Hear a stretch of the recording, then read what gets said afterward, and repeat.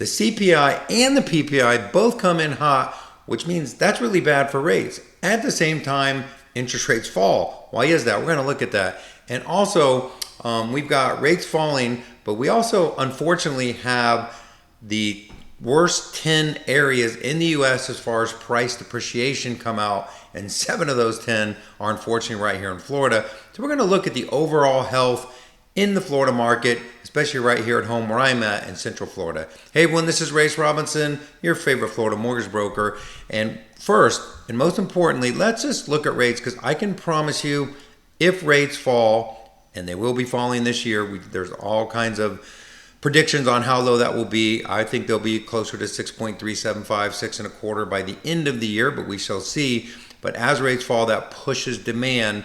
And this is when we got this PPI and CPI report, and you can see the market has recovered, right? And that actually has pushed us to finally, again, get below this elusive 7% interest rate.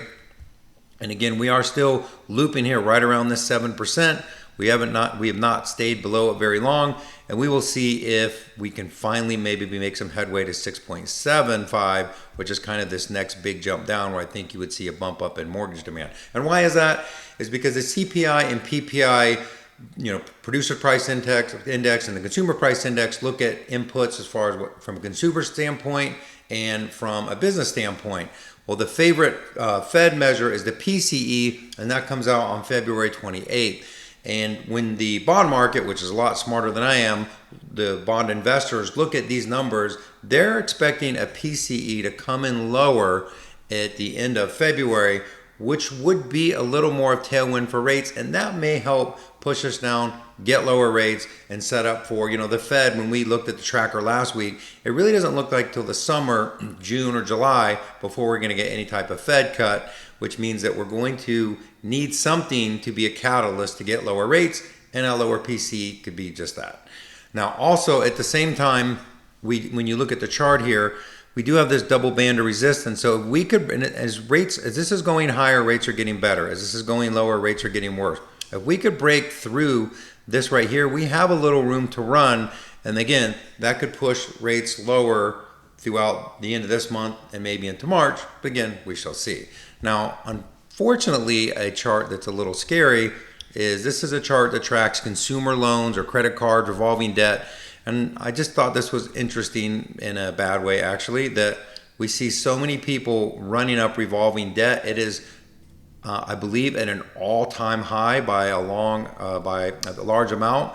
And unfortunately, this just shows the health of the economy, where you can actually see so many people are just living on credit card debt, which is not a good sign. That means that people are getting tapped out of their finances and their savings. We are seeing a pickup in cash out refinances, which I always get some hate on this, and I won't disagree that, running up and using equity to pay off revolving debt is definitely not a good thing. But if that's all that you've got is equity in your home, then it can make sense to do a second mortgage, home equity line of credit, or cash out refinance, depending on the situation. Ideally, you'd want rates to fall, but again, everyone's situation is different. Now, this is the article I was talking about, where it shows the 10 housing markets seeing the biggest home price gains and seeing the 10 biggest declines. And we're going to focus on the declines right here. So the top 10, and we're going to write down the list here. Look how many are in Florida. Punta Gorda leading the nation, 8.6%. And this is basically year over year decline, right? So a 12-month, looking back over 12 months. Cape Coral, 7.6. Sarasota, 4.7. Homosassa, 3.3. Vero Beach, 3.2. Lakeland, 2.7. Then you've got a couple in Texas. Ocala, 1.9. And Fort Walton Beach, Destin, 1.8. And you can see this nationally. So anything in the blue means there's actually some appreciation going on. And nationally, there is a lot of markets that are appreciating, but there are a lot of markets that are starting to get in this kind of neutral. Not really any areas, right? If you look at depreciation, even at a local level, there's very few places, but there are in Florida. We see a couple red spots here. And if we zoom in, of course, you're going to see Cape Coral, Punta Gorda, and Sarasota. Right here in Central Florida, we are at 2% positive year over year. which basically just means that we're having a flat market. I figured at the beginning of the year, my prediction was by the end of the year here in Central Florida to have a 2 to 3% price appreciation. No depreciation, and I think nationally, even in Punta Gorda and places like that, you're not going to see as much price depreciation as you think, because I thought this was a really interesting chart where it's showing the top 10 areas that people are moving to, and Orlando is number 10, but look at number 3, Cape Coral, which is kind of that Punta Gorda area. And when you look at the map nationally, still, where is everyone moving from?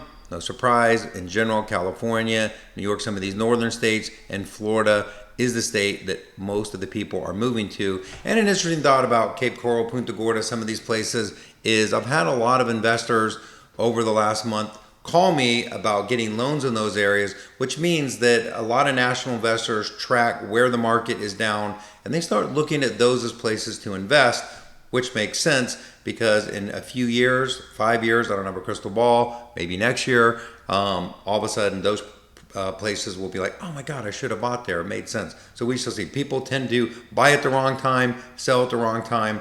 Good time to buy is when there's more inventory in your favor. And I do see investors entering the market because they're getting a lot more favorable term from sellers. But the market is really hyper local. So I want to just show a little comparison. I thought this was a cool way to do this. So this is from Redfin, where they have this Florida housing market overview. And right now they're saying the median price in all of Florida is $410,800 and the average days on market is 73. Well, I pulled up Oviedo, which is where I'm at, and the median price here is $530,000, median days on the market 47. Then when I pull up this 32825, which is kind of, if you know the area over by UCF, they have 33 days on the market, 399,900. And also when you look at year over year appreciation in Florida, it's plus 1.4%. When we kind of zoom in here to the Oviedo area, up 15.7% year over year. And then over here by UCF, up 11.1% year over year.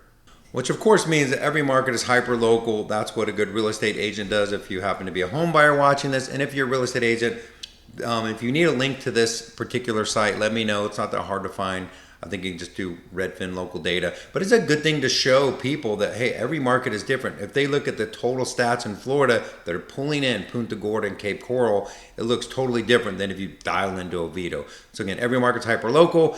And right now, there is so much opportunity. I'm seeing maybe the last 4 or 5 deals that we've done have not only had seller concessions, we have been able to fit them into one of these homebuyer programs, 100% FHA, the new grant program up to $4,500, and even the bond program.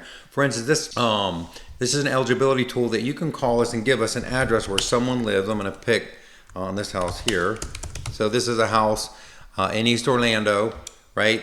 So check eligibility. When we look at this, it's eligible for the $4,500 grant, $500 towards home warranty, $500 towards appraisal. Person really just needs to make under about $120,000 a year. And this grant you don't have to pay back, has discounted interest rate, discounted PMI, and then they're getting the grant. And you can do as little as 3% down. Really, really good program. So many people I see buying homes could have fit into one of these programs. They just didn't know about them. So right now we are doing kind of one-on-one Zoom meetings to go over all these programs. If you're interested, message me or reach out to me. So we are going to look at, in the next couple weeks, we're going to get the PCE coming out. We're going to see if we can finally stay below 7%. And more importantly, we're going to see as we get throughout the year, are we going to get rates down to that 6.5, 6.25, which is going to drive a lot of demand. Hey everyone, this is Rayce Robinson, your favorite Florida mortgage broker. Have a great day, great week, and I'll talk to you soon.